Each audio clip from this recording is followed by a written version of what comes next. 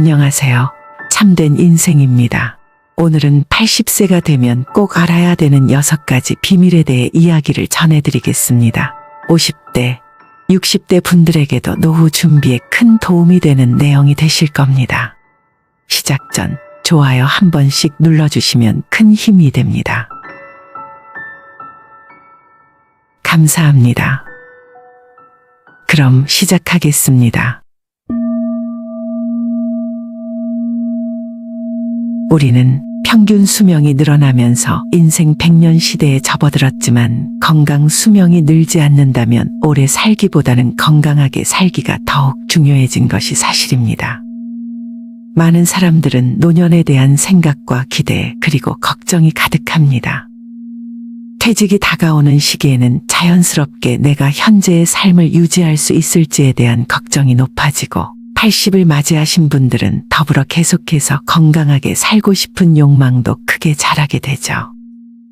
퇴직을 앞두고 나의 재무 상태, 건강 상태, 가족과의 관계 등을 돌아보면서 내가 이후의 노후를 어떻게 준비할지에 대한 계획을 세우는 시간이 바로 이때입니다. 또한 여러분의 나이가 이미 80세에 이르렀다면 나머지 여생을 어떻게 사는 게 바람직할까요? 무엇보다도 건강이 가장 중요하다는 생각이 지배적일 것입니다. 많은 사람들이 80대에 이르기까지도 건강한 삶을 누리고 싶어하며 이를 위해 꾸준한 운동이나 건강한 식습관을 유지하려는 노력을 기울이게 됩니다. 또한 많은 분들은 80대 이후에도 활동적으로 일을 하며 살고 싶은 욕심을 품고 계시지 않으신가요? 죽기 직전까지도 뜻깊은 활동에 참여하고 사회에 기여하는 일을 하고 싶어하는 욕망이 크게 자리를 잡고 계시진 않으셨나요? 이는 단순히 경제적인 측면이 아니라 자신의 가치와 역량을 인정받고 활용하며 지속적인 성취감을 느끼고자 하는 마음에서 비롯된 것이라고 생각합니다. 이처럼 이러한 생각과 준비는 80대의 노후를 향한 첫걸음이자 더 나아가 삶을 풍요롭게 만들어가기 위한 중요한 시기라고 할 수 있습니다. 오늘은 80세의 벽이라는 책을 통해 부모님의 노년을 생각하며 그 경험을 통한 반성으로 새로운 시선을 갖게 되었습니다. 저희 부모님도 곧 80대를 맞이하시는데 이 책은 일상에서 우리가 일반적으로 가지고 있는 상식을 뒤집는 내용과 함께 노후를 준비하는 데 큰 도움이 될 것으로 생각합니다. 특히 80세 이후는 70대와는 차원이 다른 도전들이 많이 닥칩니다. 어제까지는 할 수 있었던 일이 오늘은 갑자기 안 되는 순간들이 빈번하게 찾아옵니다. 컨디션 난조를 겪는 일도 증가하죠. 치매에 대한 두려움으로 자신감을 잃기도 합니다. 가까운 이의 죽음을 경험하면 생명의 물결이 거대한 벽처럼 몰려오는 듯한 순간들이 찾아옵니다. 이렇게 80세의 거대한 벽을 넘지 못하면 노년은 말 그대로 지옥이 됩니다. 하지만 그 벽을 잘 넘게 된다면 행복한 20년의 노후가 펼쳐질 수 있다는 것이 이 책에 전하고 싶은 메시지입니다. 그럼 80세의 벽을 잘 넘는 방법을 이 책의 지혜와 각종 연구 결과를 바탕으로 6가지로 나누어 소개해드리겠습니다. 이 방법들을 통해 행복한 노후를 위한 참된 인생을 준비해보셨으면 합니다. 첫째, 자식보다 배우자가 훨씬 낫다. 어떠한 자식보다 내 배우자가 훨씬 나을 수 있습니다. 또한 나이가 들면서 삶을 함께하고 싶은 이가 생긴다면 그 선택이 행복의 문을 열어줄 수 있습니다. 그러나 재산이 있는 부모라면 자녀들의 반대에 부딪혀야 할 때도 있고 재산이 부족하다면 자녀들의 축복이 있는 경우도 있습니다. 이처럼 상황에 따라 자녀들의 의견은 다르게 나타납니다. 재산이 풍부하면 어쨌든 상대방의 목적은 재산이기 때문에 자신에게 돌아올 유산의 분배에 대한 반대가 생길 수 있습니다. 하지만 재산이 부족하다면 따뜻한 인연을 맺어서 행복한 노후를 보낼 수 있을 것입니다. 그럼에도 머릿속 어딘가에는 부모님의 돌봄을 기대하는 마음도 있습니다. 70대 전반까지는 재원 이사를 고려하는 경우가 많아져 자녀들의 반대에 굴하지 않는 경우도 많습니다. 그러나 80대가 되면 자녀들의 반대에 쉽게 꺾이는 경우도 늘어나게 됩니다. 결국 재혼을 포기하고 외롭게 지내다가 노예져 돌봄을 받는 삶을 선택하는 것이 현실입니다. 나이가 들면서 병이 들고 아프면 자식들의 도움도 소용이 없으며 결국 배우자 외에는 더 이상 지탱해 줄 사람이 없습니다. 60대 이상을 대상으로 한 연구에 따르면 배우자와 함께하는 사람들이 행복감을 느끼며 더 가치 있는 삶을 산다고 합니다. 그렇기에 아무리 자식이 효도를 해도 배우자와의 소중한 시간을 대체할 수 없다는 것입니다. 내가 외로워하고 아플 때 옆에서 지켜주는 사람은 자녀가 아닌 배우자입니다. 자식들이 얼굴을 보여주는 것보다 배우자와 함께한 세월이 더 큰 가치를 지닙니다. 그러므로 배우자와 함께 최선을 다하며 지내야 합니다. 자식에게 물려줄 정도의 자산이 있다 하더라도 추억을 만들거나 자신의 행복을 위해 사용하는 것이 중요합니다. 80세를 넘으면 몸이 약해지고 행동 반경이 좁아지는데 이때 가장 소중한 것은 추억입니다. 자식에게 남길 재산을 위해 여러분의 소망을 참지 말고 추억에 투자하세요. 후회 없는 시간을 보내기 위해서는 자식을 위해 자신이 하고 싶은 일을 참는 것만큼이나 위험한 선택은 없습니다. 두 번째는 80세가 되어도 할 수 있는 것은 계속해라입니다. 80세를 넘어서도 계속해서 삶에 참여하는 것이 중요합니다. 나이가 들면서 일어나는 현상 중 하나가 나이 들었다고 스스로에게 제약을 부여하거나 활동을 중단하는 경향이 있습니다. 그러나 이런 선택이 실제로는 노화를 더 빨리 만들 수 있다는 것을 염두에 두어야 합니다. 운전면허를 자진 반납하는 경우가 있는데 이에 대해 지원금을 주는 제도가 있다는 점을 감안하면 운전이 가능한 한 계속하시는 것이 좋습니다. 물론 안전에 유의하며 운전하는 것과 차량 점검도 꾸준하게 하는 것이 중요하겠죠. 최근 교통사고와 관련된 뉴스가 많이 나오고 있습니다만 통계적으로는 80대 운전자가 일으킨 사고보다는 오히려 20대 운전자의 사고가 더 많다는 게 현실입니다. 그러나 나이가 들면서 운전이 어려워진다면 안전을 최우선으로 고려하는 것이 옳습니다. 나이가 들어 운전이나 일상 활동을 중단하게 되면 신체적, 정신적 기능이 더욱 빨리 약화될 수 있습니다. 특히 외출이 줄어들게 되면 인지 기능이 하락하고 치매의 위험이 높아질 수 있습니다. 배우는 것이나 새로운 경험을 쌓는 것은 뇌 건강을 유지하는 데 도움이 되므로 항상 새로운 것에 도전하고 배움의 기회를 찾는 것이 좋습니다. 나갈 일이 있으면 나가시고 하던 일이 있으면 계속하시고 무언가에 흥미를 갖고 배우는 것이 매우 좋습니다. 노후에도 지속적인 배움은 건강한 노후 생활을 위한 핵심 중 하나입니다. 그래야 뇌 건강에도 새로운 자극이 활성화되며 치매 예방의 핵심입니다. 새로운 도전에 열린 마음으로 삶을 채워 나가시길 권장합니다. 셋째, 건강하려면 많이 걷고 치아 관리를 하라. 80대를 건강하게 살고 싶다면 60에서 70대부터 미리 준비해야 합니다. 80대가 되고 나서 시작하면 늦습니다. 80이라는 나이에 발을 들이면 몸이 하나 둘씩 고장나기 시작합니다. 보청기, 틀니, 지팡이, 약봉투가 일상이 되는 시기가 바로 80대입니다. 그래서 어느 설문조사에 따르면 현재 건강 수준에 만족하십니까? 라는 질문에 매우 만족한다고 응답한 80대는 전체의 14.5%에 불과합니다. 오히려 만족하지 못한다는 부정적인 대답이 21.5%로 더 많았죠. 인생 후배들을 위한 건강관리법에 대한 질문에는 평소에 열심히 걸어라라는 응답이 전체의 77%로 가장 많았습니다. 젊은 시절부터 신경 쓰면 좋을 신체 부위로는 응답자의 81%가 치아를 꼽았습니다. 그 다음으로는 허리, 하반신, 눈, 머리 두 발 순이었습니다. 서울대 치대 교수 김현정 씨는 구강 건강이 나빠지면 노쇠 위험이 높아진다는 연구가 나와 있을 정도로 구강 건강은 노년기 삶의 질을 좌우한다며 치아와 잇몸이 부실한 고령자는 영양 섭취를 제대로 하지 못해 기력이 금방 쇠하는데 이렇게 되면 근력 저하와 반복적인 낙상, 만성질환 악화 등의 위험이 커진다 라고 설명했습니다. 고령 환자들 중엔 씹을 때마다 아파서 먹는 게 겁난다는 하소연을 많이 듣습니다. 구강 관리의 기본은 올바른 양치질입니다.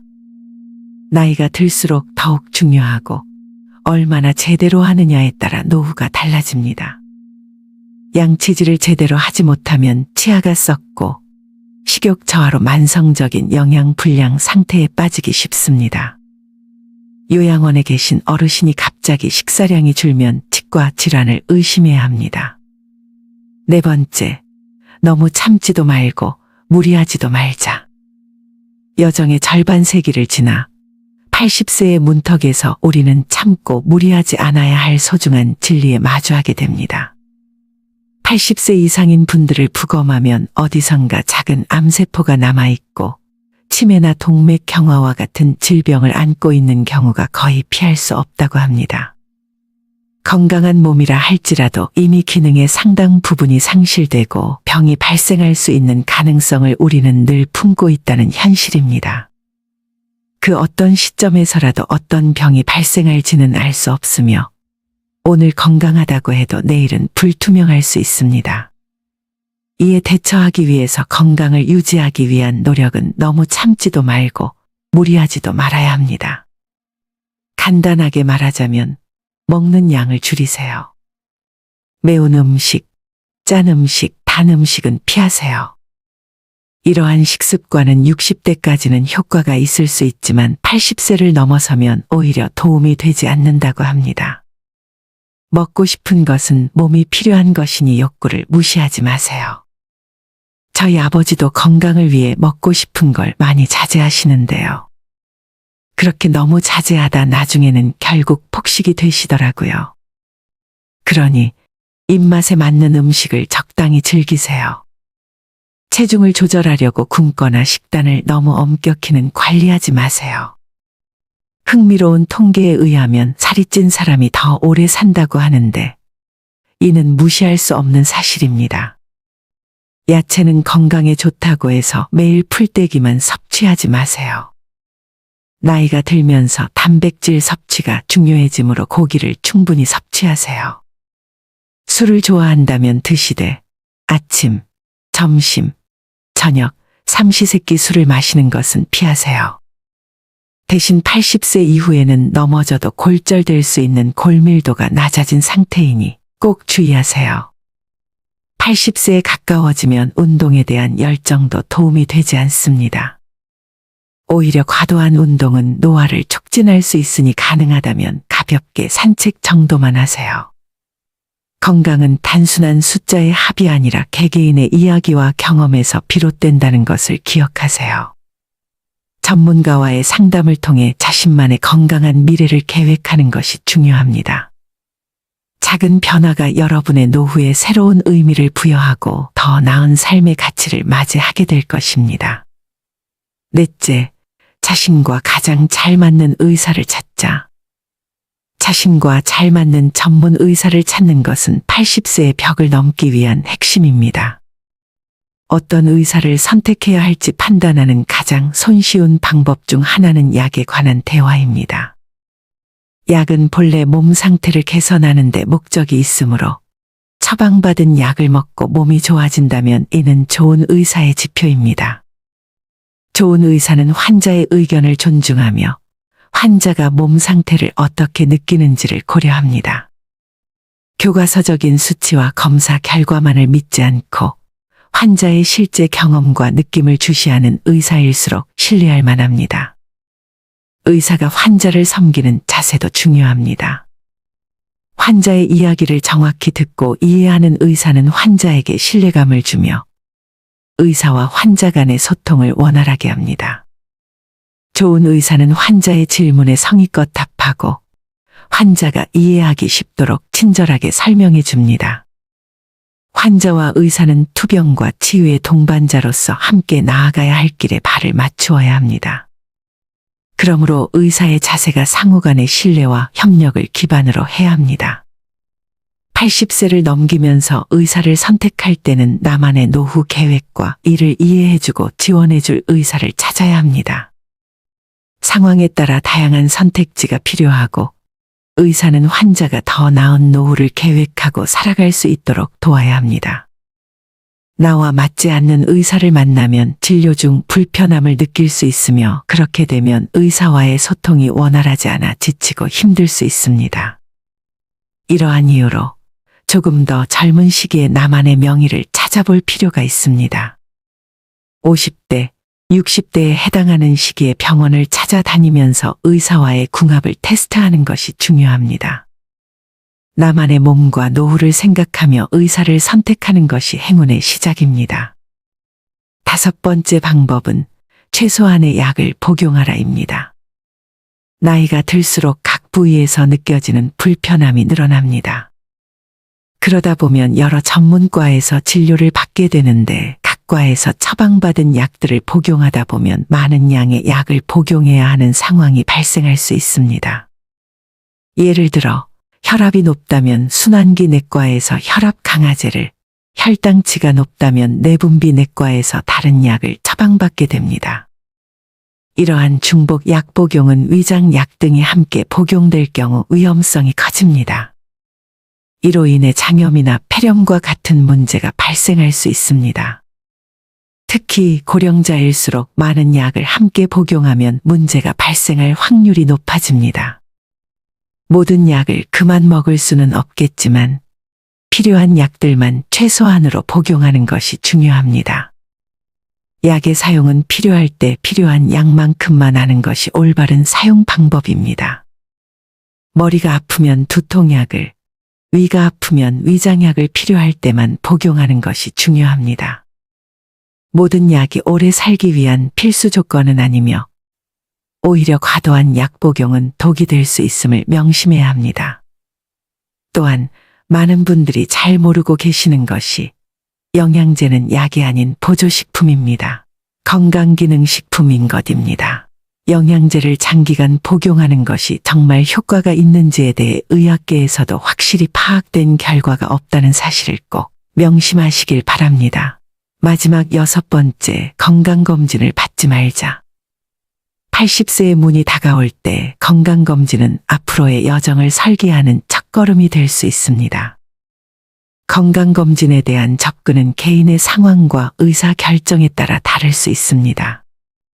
그러나 단순한 숫자와 측정 지표만으로 건강을 평가하는 것은 지나치게 간단한 관점입니다. 검진 결과가 비정상적으로 나왔다고 해서 즉각적인 의료 조치를 취해야 할 필요는 없을지 심사숙고해야 합니다. 80대의 암 진단을 받은 경우 수술로 즉각적인 해결을 선택하는 경우가 많습니다. 그러나 수술 후에도 이전의 정상적인 생활을 유지하는 것이 어려운 경우가 많습니다. 몸 상태가 수술을 견딜 만큼 건강하지 않은 상태에서 수술을 하게 되면 암세포는 없앴더라도 건강이 악화되어 누워 지내게 되는 경우가 발생할 수 있습니다. 우리의 몸은 각자의 독특한 특성과 생리학, 환경적 영향, 연령에 따라 다양성을 지닙니다. 건강검진에서 나온 정상과 비정상 수치는 단순한 평균치를 기반으로 판단된 것이 아니라 우리 개개인의 특성을 반영한 것입니다. 이제는 이러한 숫자의 함정을 뛰어넘어 각자의 건강한 삶의 이야기를 주의 깊게 듣는 시기가 왔습니다. 건강 전문가와의 상담을 통해 비정상적인 결과가 나왔다고 해서 즉각적인 조치를 취하기보다는 개개인의 건강한 미래를 위한 계획을 심도 있게 논의하는 것이 중요합니다. 수치와 검사 결과는 우리의 건강의 전부를 단순히 반영하는 것이 아닙니다. 이는 우리의 노년을 더 풍요롭게 만들기 위한 작은 조각으로 이러한 작은 차이가 우리의 노화에 새로운 의미를 부여하고 더 나은 가치의 노후를 만들게 될 것입니다. 80세의 벽을 넘어서는 방법 6가지를 함께 살펴봤습니다. 그러나 80세가 되면 더 이상 가리지 말고 자유롭게 살아가는 것이 중요합니다. 하고 싶은 일은 당당히, 먹고 싶은 건 맛있게, 마음이 원하는 대로, 몸도 가는 대로 자유롭게 살아가는 것이 건강하고 행복한 노후를 만드는 비결입니다. 두려워하지 마시고 하루하루 새로운 도전을 즐기셨으면 합니다. 삶의 여정은 끊임없는 자아 성찰이며 존재의 의미를 찾는 과정입니다. 이 영상을 시청하시는 모든 분들의 건강과 행복한 삶, 그리고 참된 인생을 바라며 이상으로 마치겠습니다.